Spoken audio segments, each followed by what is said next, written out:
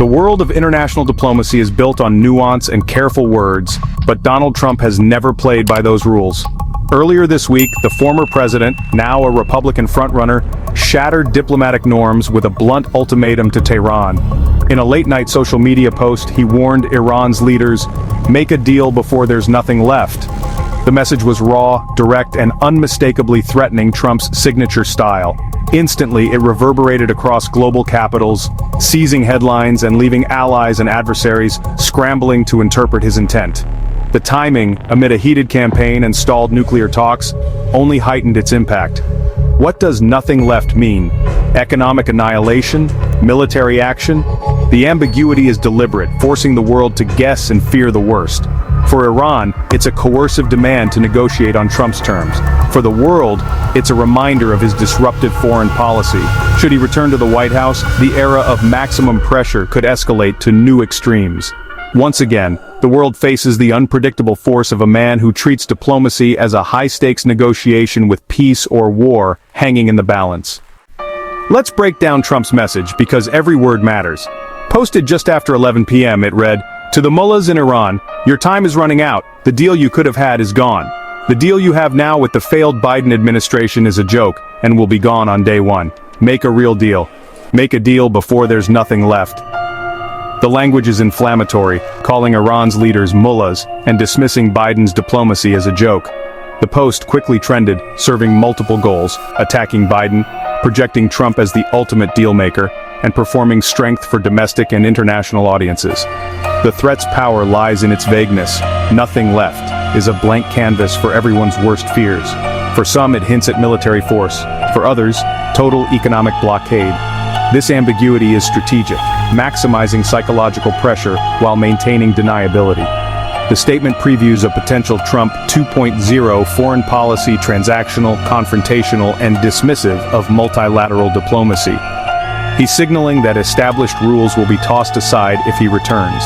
The attention isn't just about the words, it's about the real possibility that Trump could soon have the power to act on them. For allies and adversaries alike, the message is clear. The old playbook is out the window. The world is left to wonder, how far would he actually go? And what would nothing left really mean for Iran? To grasp the weight of Trump's new threat, we need to revisit his first term. In 2018, Trump withdrew the U.S. from the Iran nuclear deal, calling it the worst deal ever. He launched a maximum pressure campaign, crippling sanctions targeting Iran's economy, oil, and leadership. The goal forced Iran to accept a tougher deal. The result, Iran restarted its nuclear program, enriching uranium and inching closer to weapons capability. The years that followed saw escalating tensions, attacks on oil tankers, the downing of a U.S. drone, and near-miss military confrontations. Trump claimed he called off a retaliatory strike at the last minute, underscoring how close the U.S. and Iran came to open conflict.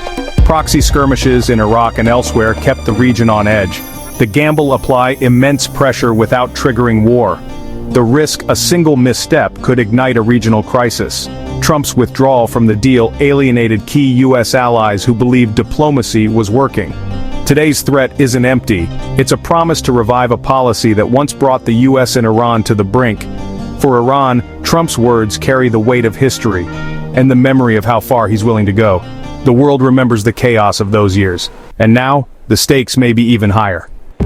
No event better captures the danger of Trump's approach than the 2020 drone strike that killed Qasem Soleimani. In January 2020, a U.S. drone strike near Baghdad killed Iran's top military commander, a seismic act that stunned the world. The Trump administration called it a preemptive move against imminent threats, but the intelligence remains debated. Iran vowed revenge, massive crowds mourned Soleimani, and the world braced for war. Days later, Iran launched missiles at U.S. bases in Iraq.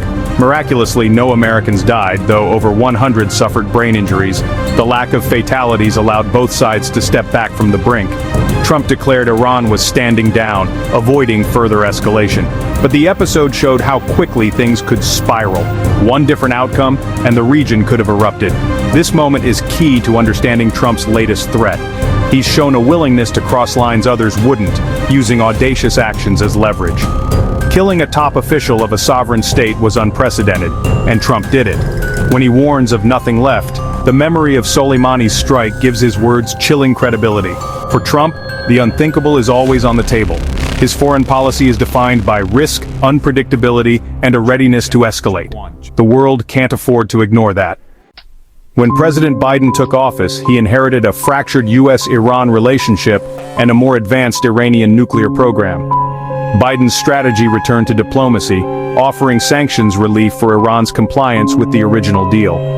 Indirect talks in Vienna nearly revived the agreement, but negotiations stalled over guarantees in Iran's actions abroad.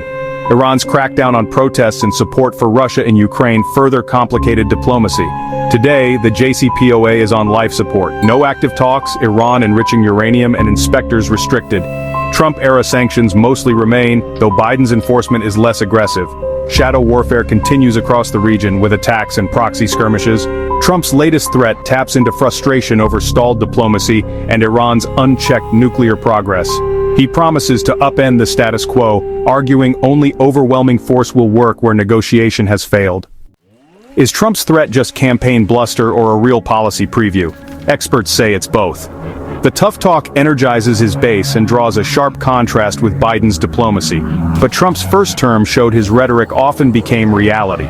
NATO skepticism, troop withdrawals, and trade wars all started as campaign lines. Former officials warn with Trump performance and policy are inseparable. He believes intimidation and chaos create leverage, forcing adversaries to make concessions out of fear. He's likely to try the same approach with Iran. Still, some analysts note Trump was sometimes restrained by advisors or his own aversion to large-scale war. He talks tough, but his actions can be more cautious, like after the Iranian missile strike in 2020. The real danger isn't a premeditated war, but that brinkmanship could spiral out of control. Miscalculation on either side could trigger a conflict neither wants. With Trump, the line between campaign rhetoric and policy is dangerously thin. The future of U.S.-Iran relations is more uncertain than ever. Trump's ultimatum has thrown a grenade into an already volatile situation, threatening to abandon fragile diplomacy for open confrontation. A second Trump term could mean even harsher sanctions, isolating Iran from the world economy. Militarily, the risk of miscalculation would soar. More aggressive postures, covert actions, and a lower threshold for strikes. Iran must decide, wait out Trump and absorb the pain, or seek a deal to avoid disaster. Their response will depend on internal politics, U.S. resolve, and moves by global powers like China and Russia. The entire region is bracing for fallout. Trump's message previews a doctrine of disruption and dominance.